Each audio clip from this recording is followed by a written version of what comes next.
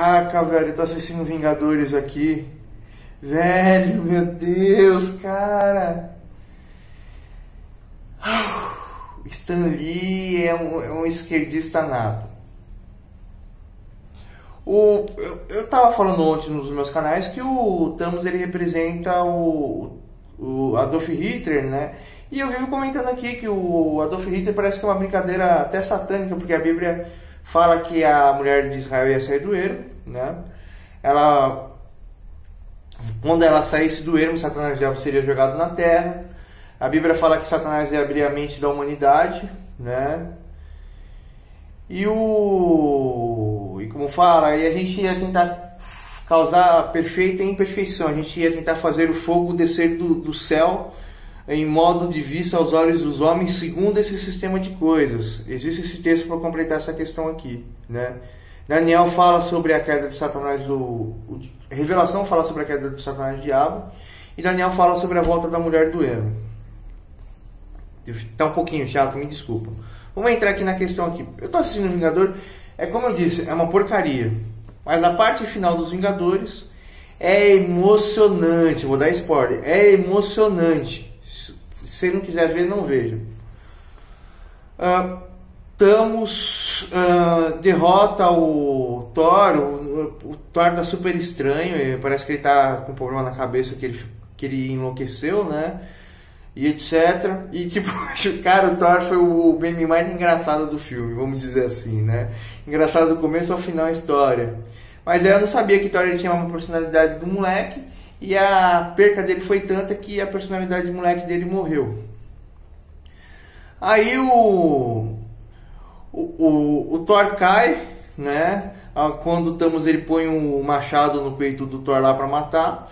E o Homem de Ferro desmaiou, não aguentou a porrada. E o Homem de Ferro, cara, ele que deveria, ele que deveria ter ficado louco, né? O Thor também deveria ter ficado... Eu gostei do enlouquecimento do Thor. O Thor era um cara que vivia no mundo perfeito, é uma crítica socialista, um cara branco, loiro, rico, de olhos azuis, que é um deus. É um deus. É pura crítica social de esquerda, como fala? Como fala a Marvel. Espero que a DC não tenha essa politização. E cara, eu esperava que a Capitã Marvel aparecesse no filme e tal, e etc, mas ela não apareceu. Eu não entendi porque que ela não apareceu, mas é porque ela apareceu muito no fim, cara. E tal, e etc. E pior de tudo, que a Capitã Marvel era tão poderosa, tão poderosa, tão poderosa, tão poderosa, que não dá pra encaixar ela no universo. E o pior é que o pessoal da esquerda fica assim: ai, a Mulher Marvel é mais poderosa, a Mulher Marvel é mais poderosa. Mas voltando à questão aqui, o Thor, de um menino rico, etc e tal, ele vai pro mundo imoral que é o nosso planeta. Ele se perde nesse mundo imoral.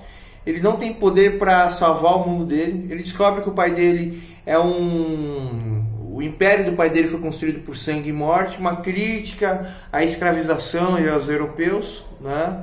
Uma crítica ultra esquerdista, que eu não vou desconsiderar porque os Estados Unidos lá, infelizmente, existe preconceito.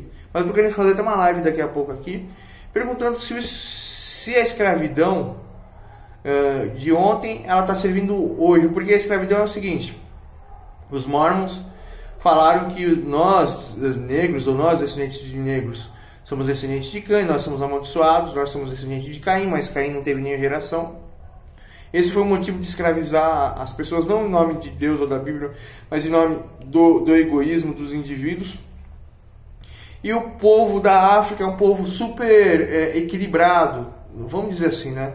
Ele é tão equilibrado que não existe contendas, guerras, isso, aquilo, e por essa razão houve escravização.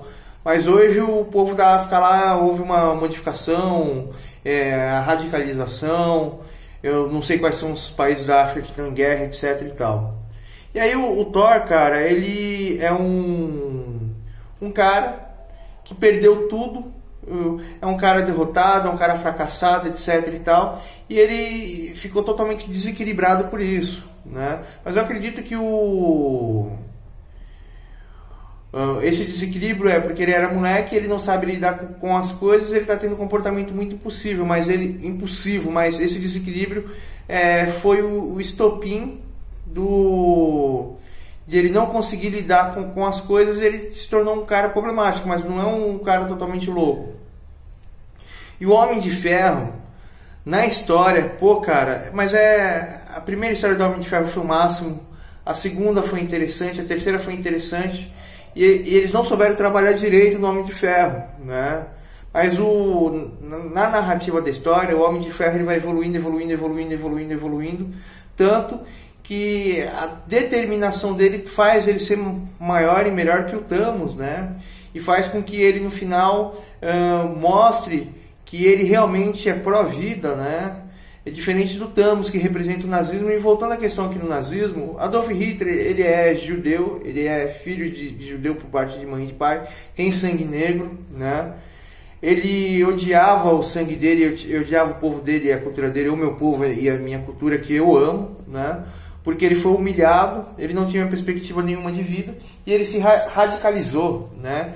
E ele utilizou as pautas de esquerda para tentar trazer um mundo melhor, mas o que ele fez foi um fascismo junto com a questão eugênica, que tanto os Estados Unidos têm, a Europa tinha, etc e tal. Não sei se a Europa deve ter indivíduos com ideias eugênicas, os Estados Unidos tinham ideias eugênicas na Primeira e na Segunda Guerra Mundial. Os negros sofreram muito nos Estados Unidos e devem sofrer até hoje lá, né? Mas os negros lá tiveram a oportunidade de trabalhar e de se tornar ricos, diferente daqui do povo brasileiro, que não são os negros que são pobres, mas os descendentes de portugueses como eu e vocês, né? Portugueses, índios, etc. E aí como eu posso dizer para você, o Guerra Infinita, cara, ele é uma tentativa de, como eu posso dizer para você, de toda a pauta esquerdista, todo questionamento esquerdista, mas só que um tom não comunista e socialista que pega aqui no Brasil, aqui, mas naquele tom bonito que eles fazem, naquele tom... esqueci qual que é o tom que eles são. Eles não são esquerdistas, eles não são nem comunistas nem socialistas, eles são liberais. Eles são liberais. E tipo, voltando à questão aqui, o Thanos, ele representa o Adolf Hitler, e aí depois ele viu a derrota dele, ele se tornou ainda muito mais radical, e o Hitler, ele se tornou radical pela derrota dele, e isso prova que o radicalismo não leva a lugar nenhum. Radicalismo é um comportamento autodestrutivo, etc. Eu fiz uma análise, aqui tem um baita de um vídeo explicando sobre o Guerra Infinita, né? E esse daqui é o Vingadores Ultimato. Depois vocês procuram lá a minha opinião do Guerra Infinita no meu perfil do Face, ou até nesse próprio canal aqui, eu acho que está no Profeta. E aí o Thanos, ele representa Hitler e representa Deus ao mesmo tempo. Mas isso só me ficou claro, né? Pelo fato... Acho que eu vou parar o vídeo.